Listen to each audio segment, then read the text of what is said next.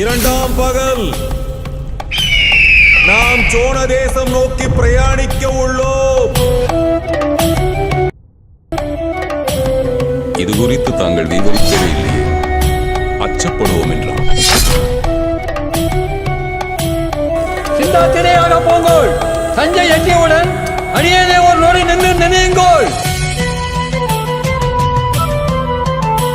இன்றிலிருந்து 3ஆம் நாள் நம்ம சோழ தேசம் நோக்கி பயணப்படுவோம்.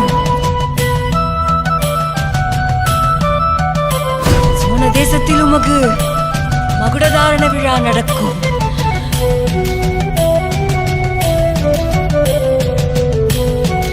சோழன் அங்க போகும்போது சும்மா போல, எதிரிங்க யாரும் ஃபாலோ பண்ணி வரக்கூடாது, 7 ஆபத்துகளும் உண்டாக்கிட்டு போயிருக்காங்க.